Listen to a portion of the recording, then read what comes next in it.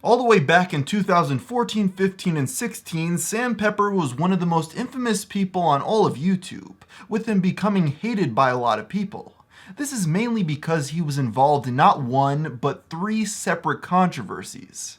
After that, however, he sort of fell out of relevancy, with many now asking the question, whatever happened to the guy? Since it's been a while, I figure it's worth the time to give a little bit of a refresher course on who this guy is, why he became popular, and whatever happened to him. So let's get started. Sam's first taste of fame came when he was a contestant on the British version of the reality show Big Brother. There he became accustomed to the spotlight, and from there he started making YouTube videos when he left that show. Don't mind just helping me take this to the curb. It's really light, but it's just too big for me. Thank you, boss. You got it underneath. All right, put it down. Put it down.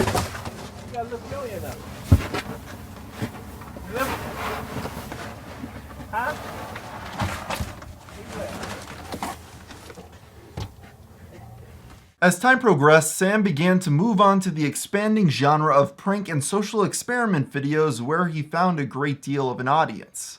This was in 2011 before the genre became oversaturated, and he quickly found success as one of the top players. By 2014, he had amassed 1 million subscribers. One of his signature moves to garner views was that he made sexually suggestive videos such as the often mocked kissing prank subgenre. In these videos, a person would go up to an attractive woman and touch or kiss them. Looking back, they're all fake, but not everybody knew that at the time. Looking back now, it's kinda crazy that videos like these were often monetized, because nowadays I'm afraid that this video won't get ads simply for talking about these pranks. In September of 2014, there was finally backlash when a video was uploaded of Sam essentially sexually assaulting women on camera. Then he pretends it wasn't him. This of course didn't go over well, with tons of big YouTubers calling out his behavior as unacceptable on so many levels. What happened? Were your arms in there the whole time? Yeah. Well, oh, so it's like down there. How far? Like, is it like all the way down there, or like? I think it was that guy in the blue that just walked past. He just walked past and he just grabbed it, I think. You're gonna walk. Because of this, the channel started to lose some subscribers, and soon after, Google got involved and removed the video because of the backlash. This huge prank controversy went on to trigger some accusations about Sam Pepper being a sexual harasser in real life, as well as assault allegations. Even though these claims were never proven, it still dealt a blow to his channel that was already fighting to stay alive. Eventually things settled down and Sam went back to making pranks, while coming to terms with the fact that a lot of people hated him. What may have hurt even worse was that his monthly views were dropping, which could have impacted his ability to do YouTube full time. To become relevant again, he needed to do something big, a spectacle that would get all eyes back on the channel.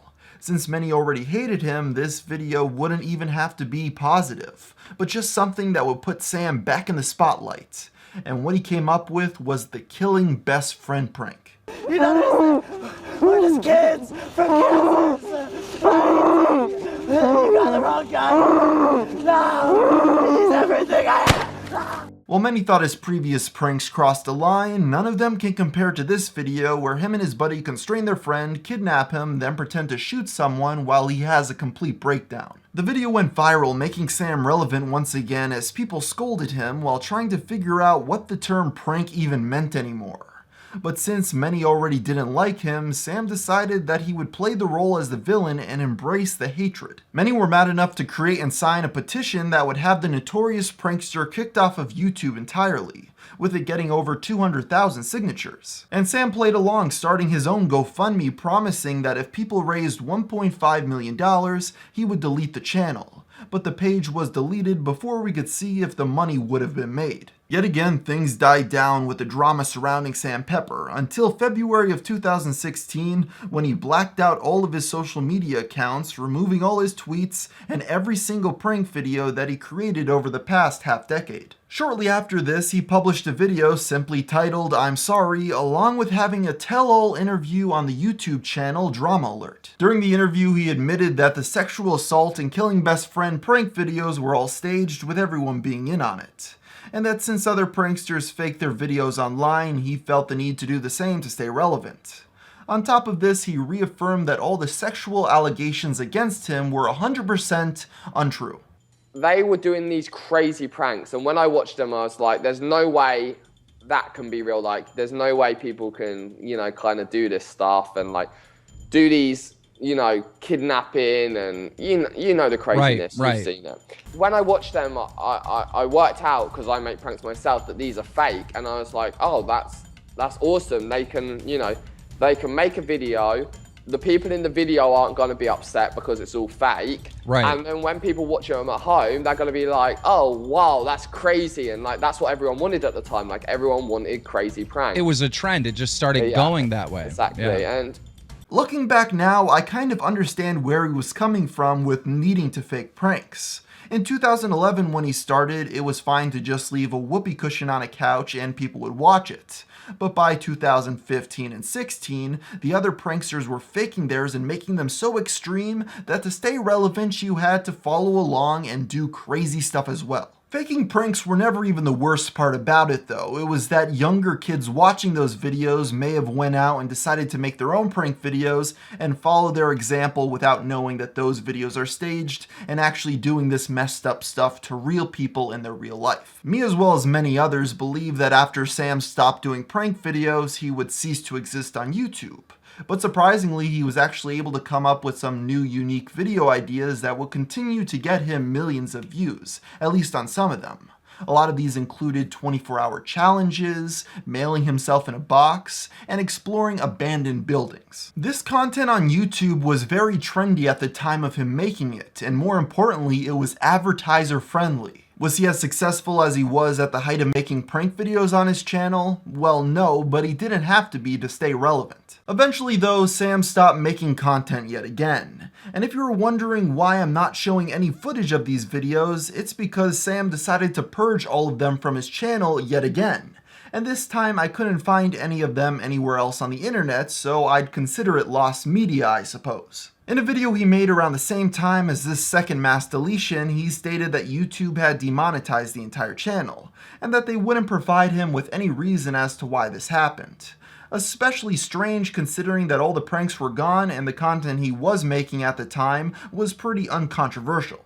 But basically, my whole channel's been demonetized.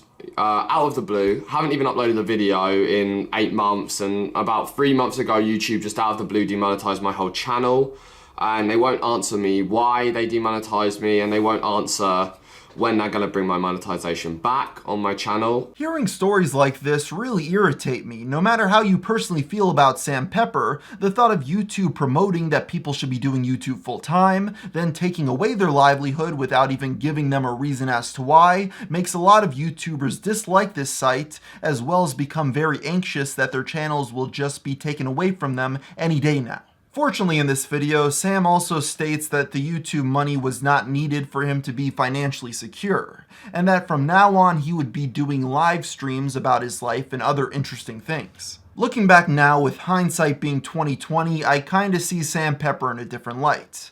Although sexual assault allegations never went anywhere nor were proven in any sort of capacity, and on top of that, all his fake pranks were that, fake, and he didn't actually hurt anybody in any of those cases. Nowadays, he could do his live streams in peace with the 100,000 people that still watch him. He's not nearly as big as he once was, but it's still a lot more than a lot of other dead channels.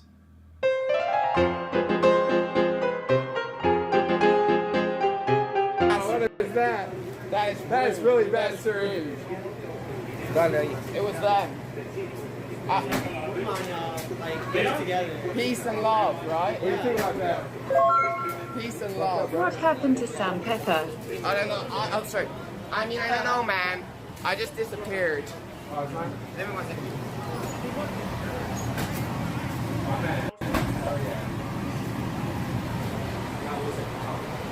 Thank you, sir.